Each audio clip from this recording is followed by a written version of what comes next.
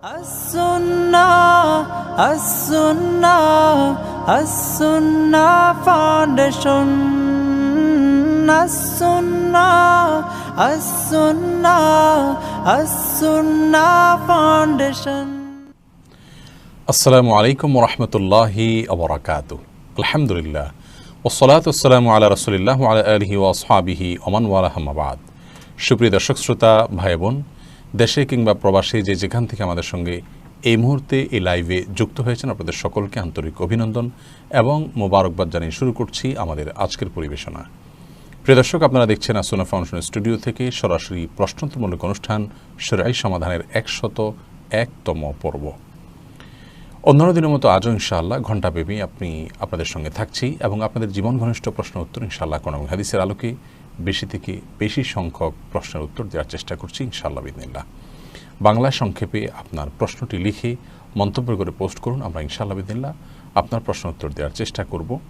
সেই সাথে আমাদের ইসলামী প্রশ্নোত্তর পেজ এবং ইসলাম প্রশ্নোত্তর ইউটিউব চ্যানেল এই দুটি সাবস্ক্রাইব এবং ফলো করে রাখতে পারেন, কারণ সেখানে এই লাইভের গুরুত্বপূর্ণ প্রশ্নোত্তরগুলোকে কেটে কেটে আলাদা করে সম্প্রচার করা হয়ে থাকে।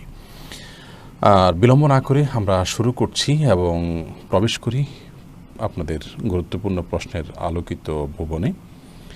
তারিফ আহমদ আপনি জানতে চেয়েছেন, ইয়াজিদ সম্পর্কে আমাদের আকীদা কেমন হওয়া উচিত? ইয়াজিদ সম্পর্কে আহলুস সুন্নাহ ওয়াল জামাতের আকীদা এবং বিশ্বাস হলো মধ্যম পন্থা অবলম্বন করা, এবং সেই মধ্যম পন্থাকে ইসলাম সবসময় সমর্থন করে এবং মধ্যম পন্থায় চলার নির্দেশনা আল্লাহ তাআলা আমাদেরকে দিয়েছেন। অর্থাৎ ইয়াজিদকে কেন্দ্র করে এক শ্রেণী মানুষ তাকে তাকফির করে থাকেন এবং তাকে গালমন্দ করে থাকে, তাকে লানত করতে থাকে, অভিশাপ করতে থাকে, যেমনটি শিয়ারা করে থাকে।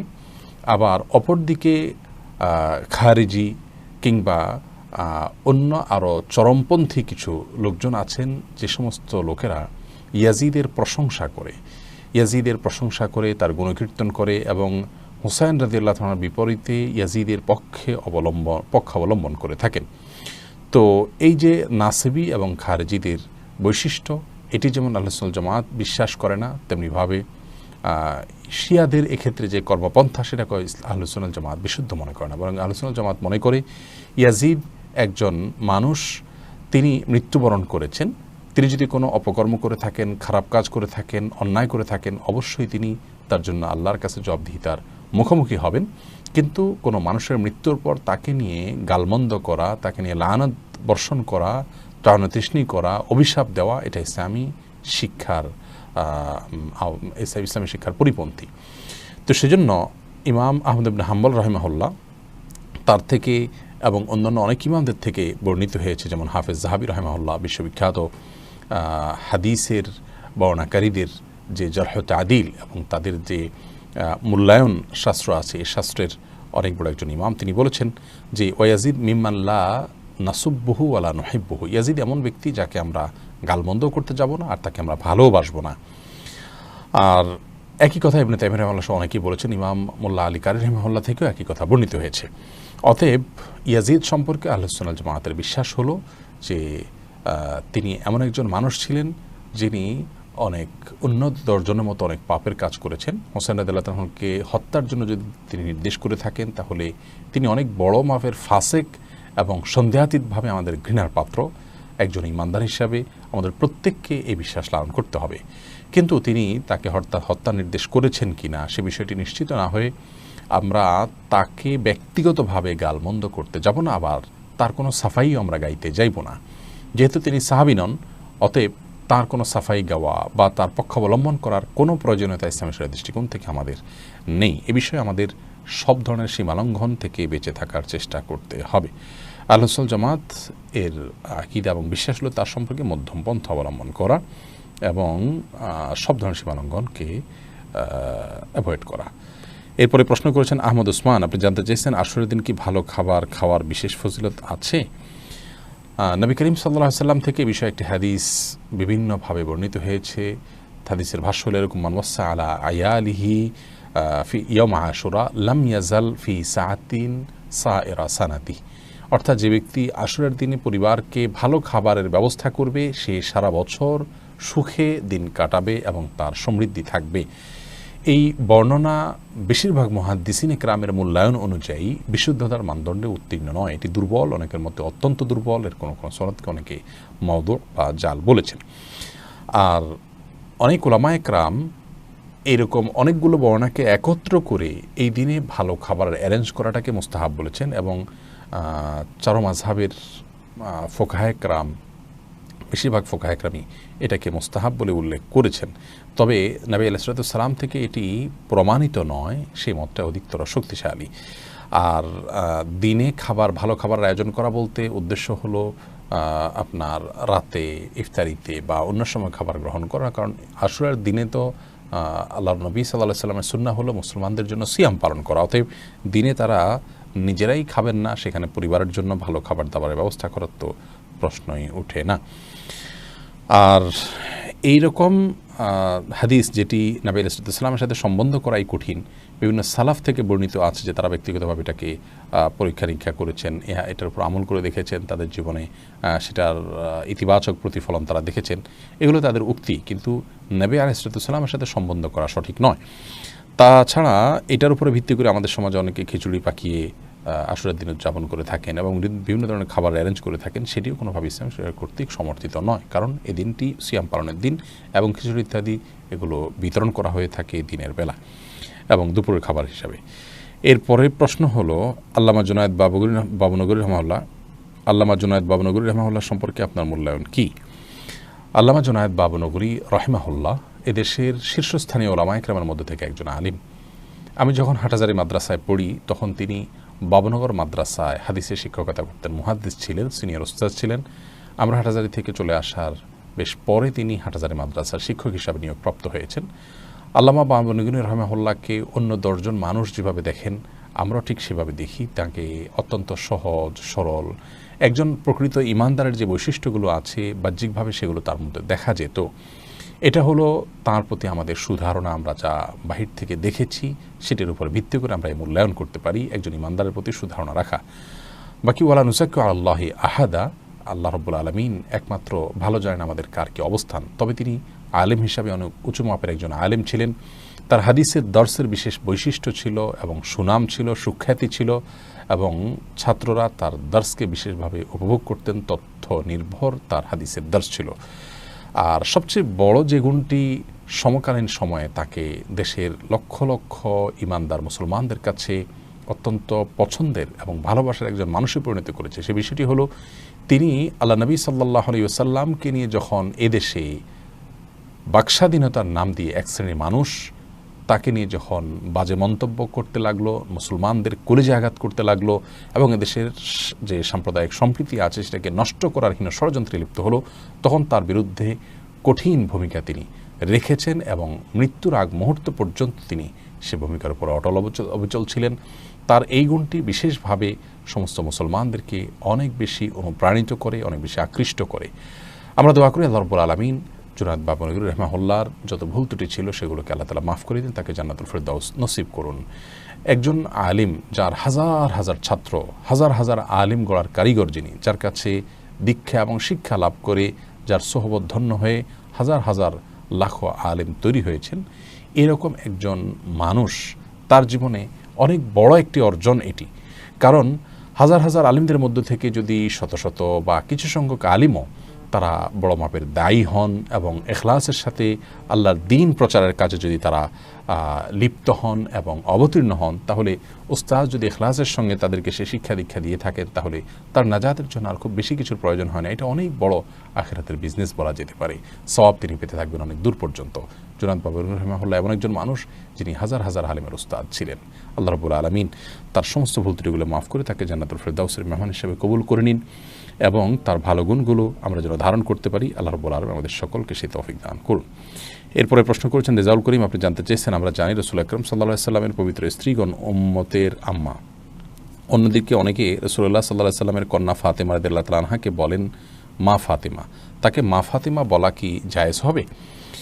নবী করিম সাল্লাল্লাহু আলাইহি ওয়াসাল্লামের স্ত্রীগণ তারাই হলেন উম্মতের প্রত্যেক সদস্যের মা, আমাদের সকলের মা। কোরআনে কারীম আল্লাহ রাব্বুল আলামিন সূরা আহজাবের 6 নম্বর আয়াতে বলেছেন ওয়া আজওয়াজুহু উম্মাহাতুকুম, অর্থাৎ নবী সাল্লাল্লাহু আলাইহি ওয়াসাল্লামের স্ত্রীগণ, পত্নীগণ তারা হলেন তোমাদের মা। অতএব উম্মুল মুমিনিন বলা হয় নবী সাল্লামের স্ত্রীগণকে, তারা সমস্ত ইমানদারদের মা, কারণ নবী সাল্লাল্লাহু আলাইহি সাল্লাম সমস্ত ইমানদারদের জন্য পিতৃতুল্য।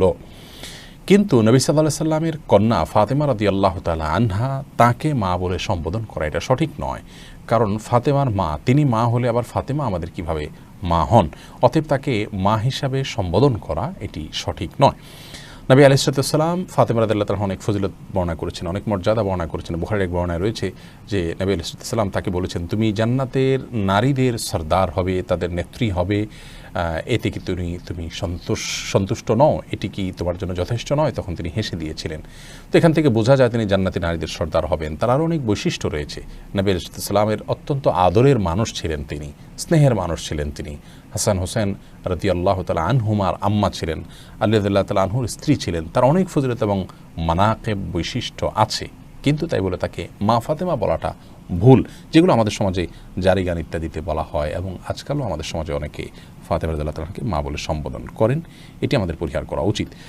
এরপরে প্রশ্ন করেছেন আবরারুল হক, আপনি জানতে চেয়েছেন পুঁথি সাহিত্যে ইসলামের ইতিহাস সম্পর্কিত যেসব বর্ণনা আছে, এসব বর্ণনা কতটুকু নির্ভরযোগ্য? পুঁথি সাহিত্যে ইসলামের ইতিহাস সম্পর্কে যে বর্ণনাগুলো আছে এগুলো অথেন্টিক নয়, নির্ভরযোগ্য নয়। ভালো এবং মন্দের মিশেল দিয়ে তৈরি হয়েছে, ভালোর চাইতে বরং মন্দের পরিমাণ কোনো কোনো ক্ষেত্রে অনেক বেশি থাকে। আমাদের দেশে যে সমস্ত উপন্যাসগুলো লেখা হয়ে থাকে ইসলামের বিভিন্ন ইতিহাসকে কেন্দ্র করে, আজকাল অনেক সিনেমা নাটক তৈরি হচ্ছে, এগুলোর উপর ভিত্তি করে ইসলামের সঠিক ইতিহাস জানা একজন ইমানদারের জন্য কখনো সঠিক হবে না। কারণ উপন্যাস বলুন, পুঁথি বলুন, কিংবা নাটক, সিনেমা যাই বলুন না কেন, এগুলোতে সত্য ঘটনার সাথে অগণিত মিথ্যা বা ধারণা প্রসূত কথা যোগ করে তারপরে সেটাকে মুখরোচক করে বা দর্শক প্রিয় করে তুলে ধরা হয়। একজন ইমানদার তিনি সঠিকটা গ্রহণ করবেন, ভুল এবং সঠিকের মিশ্রণ রয়েছে এমন কোনো কিছু থেকে ইলম গ্রহণ করা আমাদের উচিত নয়। বিষাদ সিন্ধু সহ এমন অনেক বই পুস্তক আমাদের সমাজে প্রচলিত আছে, যেগুলোকে আমরা অনেকে মনে করি ইসলামের গুরুত্বপূর্ণ ইতিহাসের বই, অথচ এই বইগুলোতে অনেক মুখরোচক, মনগড়া, ভিত্তিহীন, বানোয়াট কথাবার্তা রয়েছে, শুধুমাত্র পাঠককে আকৃষ্ট করবার জন্য অথবা বর্ণনাটাকে অনেক বেশি আকর্ষণীয় করবার জন্য বা অন্য কোনো উদ্দেশ্যে কিংবা তাদের অজ্ঞানতার কারণে। অতএব ইসলামের ইতিহাস যদি আপনি জানতে চান, তাহলে ইসলামের ইতিহাসের জন্য অনেক বই পুস্তক রয়েছে, বাংলা ভাষায় এখন অনেক বই পুস্তক রয়েছে। সমকালীন সময়ে ডক্টর আলী আস-সাল্লাবি অনেক বড় একজন ইতিহাস বিশেষজ্ঞ, তার বিভিন্ন বই পুস্তক আছে, সেগুলো পড়তে পারেন। সৈয়দ আবুল হাসান আলী নদভী রাহমাহুল্লাহ, তার ইসলামের ইতিহাস সম্পর্কিত বই আছে। তিনি ইতিহাস সম্পর্কে অনেক বড় মাপের পণ্ডিত ছিলেন এবং ইতিহাসের ছাত্র ছিলেন। সৈয়দ আবুল হাসান নদভী রাহমাহুল্লাহ বাদশাহ ফয়সাল অ্যাওয়ার্ড পাওয়া ভারতবর্ষের অন্যতম একজন বড় মনীষী, তার লিখিত ইতিহাসের বই পুস্তকগুলো পড়তে পারেন। আরও যদি পেছনে চলে যান, তাহলে তাফসির ইবনে কাসিরের যে লেখক ইমাম ইবনে কাসির রাহিমাহুল্লাহর রচিত আল বিদায়া ওয়ান নিহায়া, এটি ইতিহাসের অত্যন্ত গ্রহণযোগ্য রেফারেন্স বুক। সেটি আপনি পাঠ করতে পারেন, সেটার অনুবাদ যদি থাকে সেটা কালেকশন করতে পারেন। তেমনিভাবে ইমাম তাবারি রাহমাহুল্লাহ, যিনি তাফসির লিখেছেন, তাফসিরে তাবারি, তারপরে যায় তার হাদিস গ্রন্থ আছে, তার তারিখও আছে, তারিখে তাবারি নামে। এরকম আরও অনেক অথেন্টিক এবং গ্রহণযোগ্য ইতিহাসের বই পুস্তক আছে। তো মনে রাখতে হবে যে ইতিহাসের বই পুস্তকগুলোর কথা আমরা বললাম, সেটা তারিখে তাবারি বলুন কিংবা বিদায়া নেহা বলুন, সেগুলোতেও যদি শরীয়তের কোনো মাসআলা সাব্যস্ত হওয়ার মতো কোনো বিষয় উল্লেখ থাকে, তাহলে সেই বিষয়ে শরীয়তের যে মূলনীতি আছে মাসআলা সাব্যস্ত করার ক্ষেত্রে, সেই মূলনীতির আলোকে সেটাকে আবার যাচাই করে নিতে হয়। বাকি ইতিহাস হিসাবে এগুলো মোটামুটি গ্রহণযোগ্য এবং সেগুলো থেকে আমরা গ্রহণ করতে পারি। পুঁথি সাহিত্য বলুন কিংবা আমাদের দেশে প্রচলিত যে উপন্যাস ইত্যাদি আছে, সেগুলো থেকে ইসলামের ইতিহাস জানা কখনো নিরাপদ নয়। এরপরে প্রশ্ন রেখেছেন আলী হোসেন, আপনি জানতে চেয়েছেন কারো শোকে মাতম করা ও নিজের শরীরকে ক্ষতবিক্ষত করা সম্পর্কে ইসলাম কি বলে?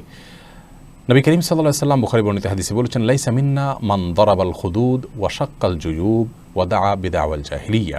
অর্থাৎ যে ব্যক্তি শোকে কারোর বিদায়ে বেদনাহত হয়ে নিজের গালে নিজে আঘাত করতে থাকেন, কিংবা জামার বোতাম ছিঁড়েন, জামা ছিঁড়েন, কিংবা জাহিলি যুগের যে সমস্ত প্রথা আছে সেগুলোর কোনো একটা প্রথা দিকে মানুষকে আহ্বান করেন বা সেরকম কর্মকাণ্ডে তিনি লিপ্ত হন, তাহলে তিনি আমাদের উম্মত নন।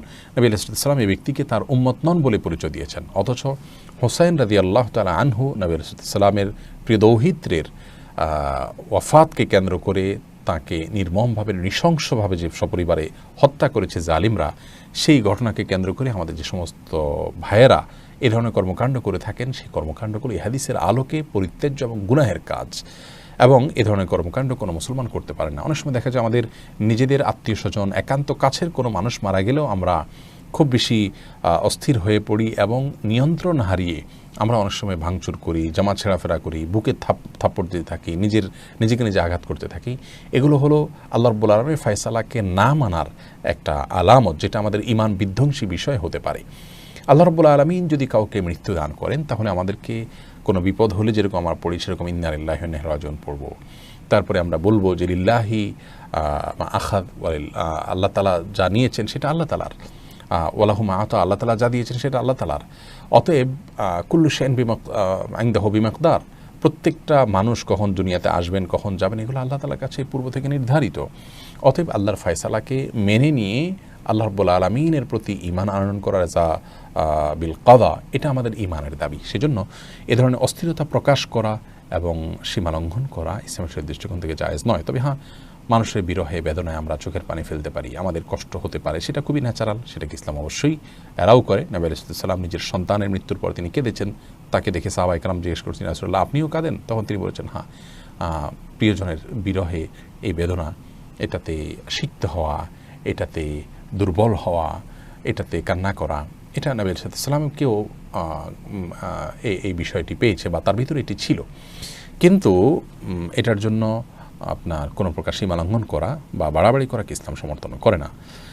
এরপরে প্রশ্ন করেছেন আবু বকর, আপনি জানতে চেয়েছেন আসর উপলক্ষে কি কোনো নফল নামাজের বিধান রয়েছে? না, আসর উপলক্ষে বিশেষ কোনো নফল নামাজের বিধান নেই।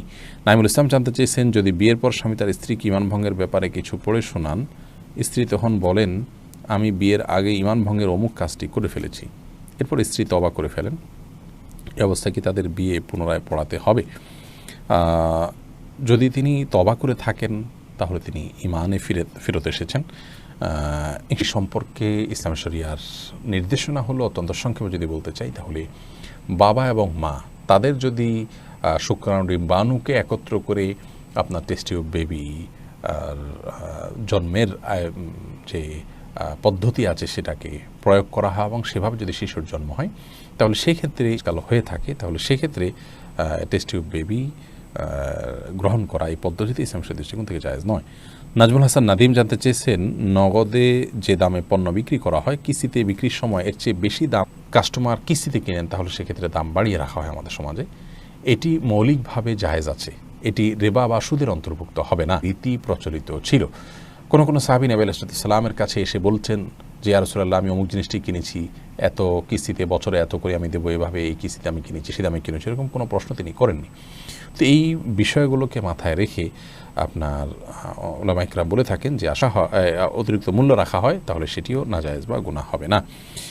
আরিফুর রহমান জানতে চেয়েছেন, আমি একজন গ্রাফিক্স ডিজাইনার, অনলাইনে আমাকে অনেক বিধর্মীদের ডিজাইন করতে হয়, ডিজাইনে আমাকে তাদের ধর্মীয় চিহ্ন বা প্রতীক বা তাদের মূর্তি ব্যবহার করতে হয়। প্রশ্ন হলো, শরীয়ত অনুযায়ী আমার কাজ কি বৈধ বা হালাল হবে?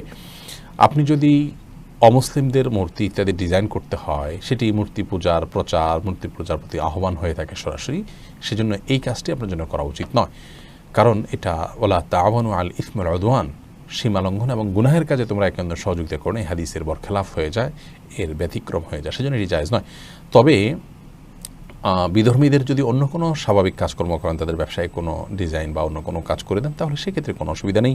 যেটি শিরক, আল্লাহর সঙ্গে শিরক স্থাপন করার মতো কোনো বিষয় যদি আপনি তাদেরকে সহায়তা করেন বা সেরকম কোনো কাজ যদি আপনি করেন, সেরকম ডিজাইন যদি করেন সরাসরি, যেটা দিয়ে শিরকের কাজে ব্যবহার করা হবে বা শিরকের প্রতীক, তাহলে সেটি জায়েজ নয়।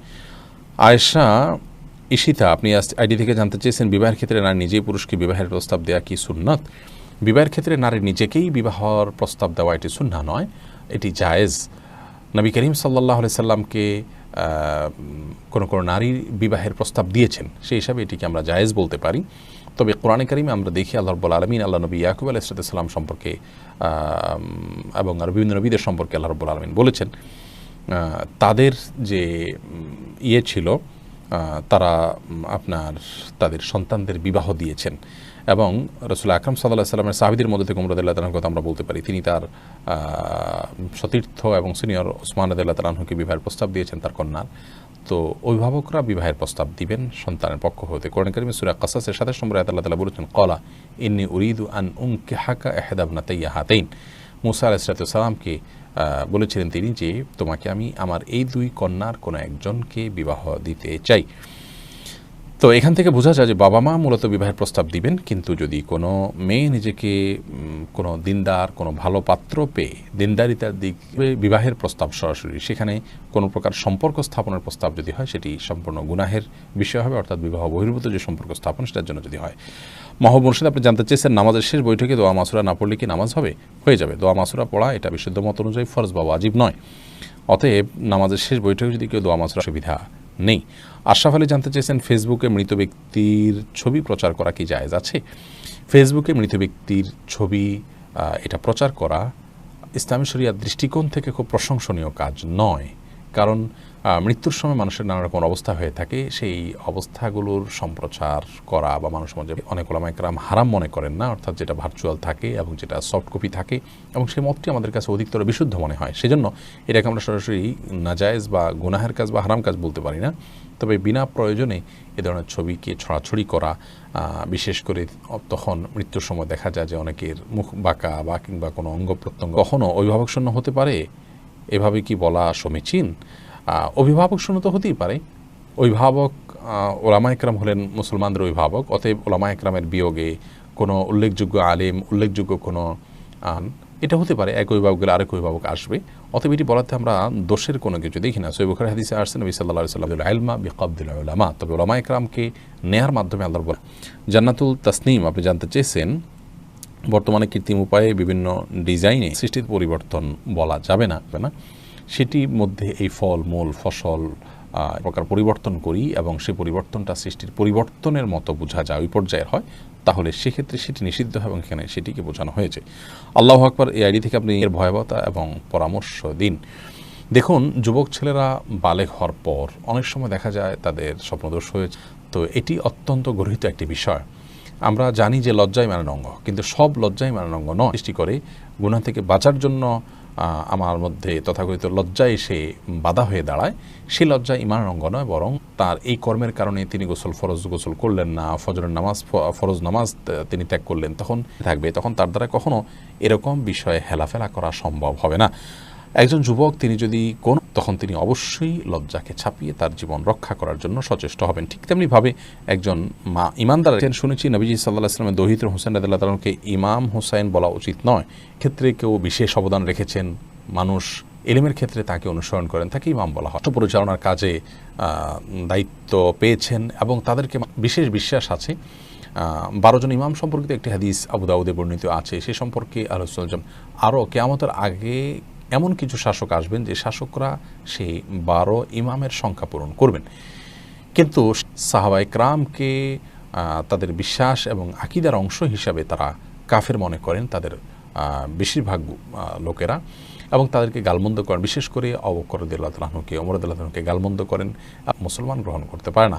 তো সেগুলোর বিপরীতে তারা ইমাম আলী, ইমাম হাসান, ইমাম হোসেন, তো সেটার অনুকরণে যদি ইমাম বলা হয় সেটি অবশ্যই তাদেরকে ইমাম বলার হক আরও বেশি। তারা তো রাষ্ট্রের দায়িত্ব পালন করেছেন, সেই হিসাবে তারা হয়। এবং পৃথক করা বলতে পৃথক তো বটেই, তারা একদিক থেকে পৃথক, তারা আহলে বাইতের সদস্য।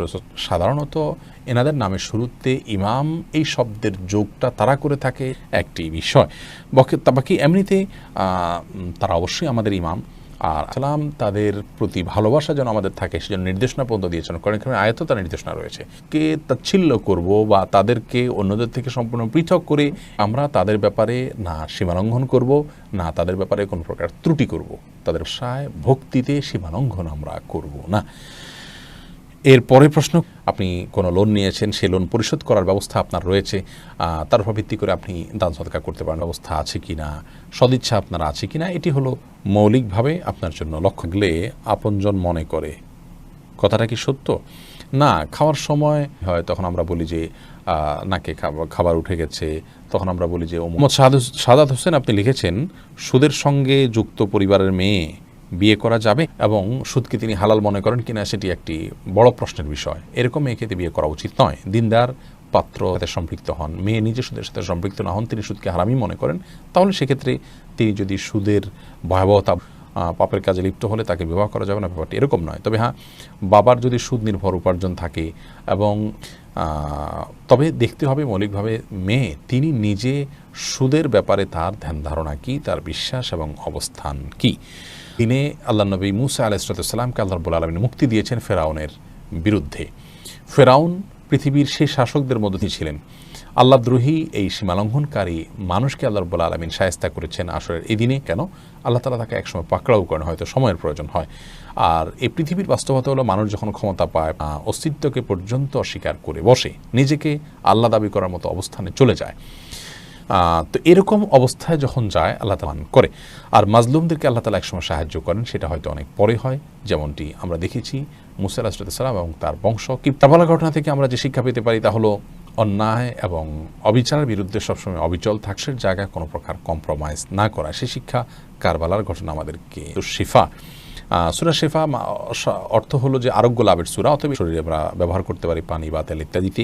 সূরা ফাতিহা যেহেতু সূরা দিলেন এবং এক লোকের সাপে দংশন করেছে, তারা সূরা ফাতিহা পড়ে এবং এই ঔষধগুলোর ক্রিয়া এগুলো অলৌকিক হয়ে থাকে। জন্যে আবদিবি বান্দা আমার প্রতি যেমন ধারণা করবে, যেমন সুধারণার আলাদা বিছানায় থাকতে পারবে কি, ভাই বোন এক ঘরে নিষিদ্ধ, দুই বোনও যদি একসাথে হয় তারা নিষিদ্ধ। আর এক ঘরে থাকা যাবে যে বলেছি সেটা হলো যখন পুরুষ একাকী কোথাও থাকবে না, অতএব প্রাপ্তবয়স্ক হলে বা প্রাপ্তবয়স্কর কাছাকাছি। এরপরে আব্দুর রউফ আপনি লিখেছেন, গোসল করার সময় ওযু না করলে কি শরীর কি? গোসলের সুন্নাহ পদ্ধতি হলো আপনি যখন গোসল করবেন আগে, কিন্তু এটি যদি আপনি অবলম্বন না করেন, বরং আপনি র্যান্ডমলি আপনি গোসল করে চলে আপনি আইডি থেকে লিখেছেন গ্রামেগঞ্জে আশুর উপলক্ষে যদি কিছু বলেন। ভাই আসাদ, এরকম কোনো নামাজের কথা আল্লাহ নবী সাল্লাল্লাহু আলাইহি ওয়াসাল্লাম আমাদেরকে শিক্ষা দিয়ে যাননি। একজন বলেছেন সেগুলো তোমরা গ্রহণ করো, ওমা নাহাকুম আনহু ফান্তাহু, তিনি যা নিষেধ করেছেন সেগুলো থেকে সুসাব্যস্ত নয়, এরকম কোনো কিছুকে দ্বীনের করণীয় কাজ হিসাবে আমরা গ্রহণ করতে পারি, প্রমাণিত না, এটি আমরা অবলম্বন করব না। ভাই সাইফুল ইসলাম আপনি লিখেছেন, মসজিদ মাদ্রাসায় যদি কেউ কোনো জমি দান করে থাকেন তখন সেটার মালিক হয় ওই মসজিদ বা মাদ্রাসা। সেটার কোনো ফল বা ফসল যদি হয়, সে ফল বা ফসল আমরা খেতে হলে কিনে লোক মুসল্লি এই হিসাবে আমরা ভোগ করবো, এরকম কোনো সুযোগ নেই। যেই খাবেন তিনি সেটার বিনিময় দিয়ে প্রতিষ্ঠানকে তারপর তিনি খেতে পারবেন। দেখলে দিনের বেলায় কষ্ট হয়, তখন অনেকে বলেন যে নিজের আত্মাকে কষ্ট দিলে কষ্ট হবে, সেটাই তো স্বাভাবিক, ইবাদত করতে কষ্ট হয়।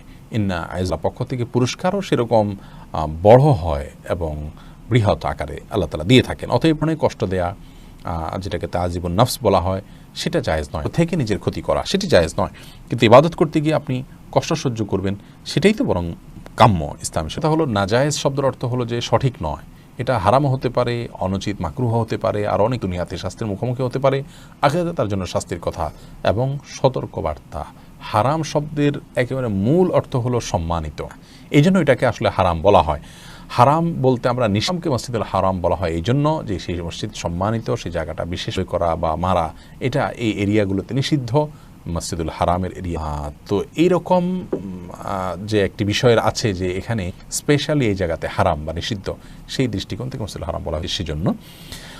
আর হারাম শব্দের অর্থ মূলত এটাই, অর্থাৎ মর্যাদা। এই আইডি থেকে আপনি লিখেছেন, ভাঙা আয়না মুখ দেখলে নাকি বড় কোনো কাকতালীয়ভাবে আমার স্টুডিওতে যে আয়নাটি আছে সেটা এবং মন গড়া কথাবার্তা, এরকম কোনো কথায় একজন ইমানদার বিশ্বাস করবেন না, সেটি ভিন্ন বিষয়। এরপরে প্রশ্ন হলো, মসজিদে দ্বিতীয় জামাত করার মনে করেন আমাদের দেশ উলামা ইকরাম বা হানাফি মাযহাবের উলামা ইকরাম মসজিদ রয়েছে এটার উপরে, এবং যুক্তি হিসাবে যেটি উল্লেখ করা হয় তাহলে এভাবে দ্বিতীয় জামাতের অনুমোদন করা হলে প্রথম জামাতের জায়েজ মনে করেন, এবং তার সপক্ষে দলিল হলো যে নবী আলাইহিস সালাতে নফল নামাজের অংশ হিসাবে যে তোমরা পড়ে ফেলেছো ফরজ, এখন তোমাদের নফল হিসাবে তার সাথে করা জায়েজ রয়েছে। আরও অনেকগুলো বর্ণনা এক্ষেত্রে পাওয়া যায়, সে বর্ণনাগুলোকে সামনে রেখে জামাতে নামাজ পড়লে সেটা একাকী নামাজের চাইতে 27 গুণ বেশি সওয়াবের, বা মসজিদের যে বহিরাংশ আছে সেগুলোতে জামাতের ব্যবহৃত জিনিসপত্র এবং পোশাক ব্যবহার করা যাবে কি? যাবে, কোনো অসুবিধা নেই। মৃত ব্যক্তির যাবেন বা তারা কাউকে যদি দিয়ে দেন সম্মত হয়ে সেটা তারা দিতে পারেন বা ইনশাআল্লাহ বিইذনিল্লাহ। এরপরে সে অফার গ্রহণ করতে কোনো অসুবিধা নেই, কারণ আপনি এই অফার গ্রহণ করার মাধ্যমে কোনো আল্লাহর সঙ্গে শিরক করছে তাদের জন্য প্রেরণা দেয়া না, বিধায় এটি গ্রহণ করাতে কোনো অসুবিধা নেই।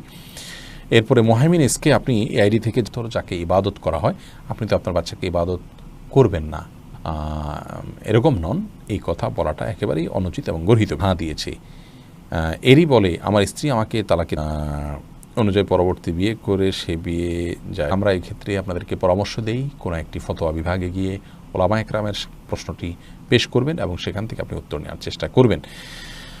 কারণ আমায় 18 নম্বর কলামে যে তালাকে তাফউইজের কথা বলা আছে, আপনি সে কারোর আকদ সম্পন্ন হওয়ার পর এখানে স্বাক্ষর করে থাকেন, তাহলে এই স্বাক্ষর রয়েছেন এবং সেই শর্ত পাওয়া গেছে কি না, স্ত্রী আপনাকে কি বলা কঠিন। আবু বকর সিদ্দিক বলবেন রোজা রাখতে পারবেন না, তাহলে সেটা উচিত নয়। আলোর থাকে যে নাপাক আসলে আমাদের শরীরে নয়, খুবই ক্ষুদ্র পরিমাণ তারা যদি কোনো নাপাক গর্ভর বসবাস করেনি, সেটা আমাদের জন্য কারণ পালন করাটা তোমাদের জন্য যার মধ্যে রয়েছে তোমাদের জন্য সংকট এবং আমাদের জীবনযাত্রা ব্যাহত হবে এবং এটা থেকে বেঁচে থাকা আমাদের জন্য। ঈদে মিলাদুন নবী বা নবী আলাইহিসসালামের জন্মের গ্রহণ করা এটি জায়েজ নয়। নবী সাল্লাল্লাহু আলাইহি সাল্লাম তার জন্মের দিনকে, জন্মের ক্ষণকে, জন্মের বাইরে কোন তারিখে তিনি জন্মগ্রহণ করেছেন এই বিষয়ে কোনো বিশুদ্ধ কোনো হাদিস নেই। করতে বলে যান বা কোনো কিছু করার পরে নির্দেশনা না দিয়ে যান, সেটাকে দিনের অংশ হিসাবে দিথি এই আইডি থেকে আপনি লিখেছেন উপহার প্রাপ্ত বা যেভাবেই হোক, আপনি যখন একচ্ছত্র মালিকানা সেটার আদায় হবে কি? অবশ্যই আদায় হবে, কারণ নামাজ পড়ার জন্য টুপি পরাটা ফরজ। বা তবে সাধারণ অবস্থাতে মাথা ঢেকে কোনো নির্দেশনা নেই। ইসরাফিল আইডি তৃতীয় রাকাত পেয়েছেন, সেখানে ইমাম সাথে আপনি বৈঠক করেছেন বাধ্যতামূলক, এরপর আপনি রাকাত পেয়েছেন, এটা সেকেন্ড রাকাত। সেই হিসাবে লিখেছেন বিয়ের জন্য দিনদার ছেলে না পাওয়ার কারণে যদি কোনো মেয়ে লিপ্ত হওয়া কিংবা কোনো ফিতনায় পতিত হওয়ার বা অপেক্ষাকৃত দিনদার জীবন সংখ্যা, এটা উত্তম, এটা নবী সাল্লাল্লাহু আলাইহি সাল্লামের আদর্শ বিবাহে অগ্রসর হওয়ার জন্য। পরিপূর্ণ পারফেক্ট দিনদার সংগ্রাম করবেন, আরেকজনকে সংশোধনের চেষ্টা করবেন, যে জঞ্জাট আছে সেটা সামলিয়ে ফারিক থাকার উদ্দেশ্যে বিবাহ না করার চাইতে। ফালা তাখদাউনা বিল কওল, মেয়েদেরকে আল্লাহ তাআলা বলেছে যে তাদের গলার সুর পুরুষ সেটি শুনতে পারবেন না বা পুরুষকে সেটা শোনাতে পারবেন না বা শোনানো উচিত নয়, কারণ এই দায়িত্ব ছেলেদের মেয়েদের নামাজের ব্যাপারে মা বাবার দায়িত্ব হলো তাদের বয়স হবে 7 বছর। আর ওয়াদরিবুহুম ইদা বালাগু 10, বোঝা যায় সন্তানদেরকে সালাতের জন্য নির্দেশ করা এটা পিতামাতার কর্তব্যের অংশ। এছাড়া এখান থেকে বোঝা যায় যে সালাতে নির্দেশ করা, সালাতের পথে পরিচালিত করা, সালাতের জন্য ইব্রাহিম আলাইহিস সালাম তিনি আল্লাহর কাছে দোয়া করেছেন রব্বি আলনি মুকিমাস সালাত, সন্তানের সালাতের ব্যাপারে শুভকামনা করা, দোয়া করা, যে সন্তানদেরকে সালাতের প্রতি নির্দেশ দেন না, সালাতের গুরুত্ব বোঝান না, অবশ্যই তিনি আল্লাহর কাছে গুনাহগার হবেন। তবে যখন তিনি বুঝতে পেরেছিলেন সালাত আদায় করার ব্যাপারে, তাহলে ইনশাআল্লাহ বিদিনিল্লাহ ইউটিউবে আপনার প্রশ্নটা আজানের পর থেকে জামাতের উপর মধ্যে দুনিয়াবি কথা বলা হারাম নয়। আজানের পরে দুনিয়াবি কাজ করা যেতে পারে কাজ, বাকি আজানের পরে আপনি আপনার দোকানদারি করছেন বা বাইরে কোনো কাজ করছেন সেটি হারাম নয়। সৌদি আরবে একসময় এই আইনটি ছিল, এখন আজানের পরে দুনিয়াবি কোনো কথাবার্তা বলা হারাম, এই জন্য এটি করা হতো না। এরপরে রুহুল চা বাবদ দেওয়া যাবে কিনা আপনি লিখেছেন, জি, যদি কেউ চিকিৎসা করাতে না পারেন টাকা দিয়ে ট্রিটমেন্ট করাতে পারেন। সাইদ সাব্বির আহমেদ আপনি লিখেছেন ওয়াস আকরাম সাল্লাল্লাহু আলাইহি সাল্লামের কাছে একজন সাহাবী এসে বলছেন ইয়া রাসূলুল্লাহ আল্লাহ সেই, তখন নবী আলাইহিস সালাম বলেছেন যালিকা মাহদুল ঈমান, যে এটি আল্লাহ আসবে না, এই জন্য মুনাফিক বা কাফির বা কোনো ফাসিকের মধ্যে ওয়াসওয়াসা পড়ার জন্য আমন্তু বিল্লাহ মানে আল্লাহর প্রতি ঈমান আনলাম, এটা এক প্রকারের জিকির। এর মাধ্যমে আমরা ইনশাআল্লাহ ওয়াসওয়াসা থেকে বেঁচে থাকবো। আর ওয়াসওয়াসা আসছে সেটি আল্লাহর প্রতি আমার বিশ্বাস রয়েছে সেজন্য। আর একটাই শয়তান যথাসম্ভব খিনজাব বলা হয়ে থাকে, মানুষের একটি আমল। আর এছাড়া এটাকে পাত্তা না দেয়া, আমি আর শুকনা রইল কিনা, আমি দেখছি না কোথাও শুকনা, তারপরও রইল কিনা, যে ওয়াসওয়াসার শরণাপন্ন হতে পারেন। অলিউর রহমান আপনি কথা কোনো খাবার অ্যারেঞ্জ করার কোনো শিক্ষা ইসলাম আমাদের খাওয়ানোর কোনো নির্দেশনা ইসলামে নাই, বরং হিন্দু ধর্মের অনেকে মনে না খাওয়ালে ওই ব্যক্তিকে স্বর্গে খাওয়া আপনার 40 কুল।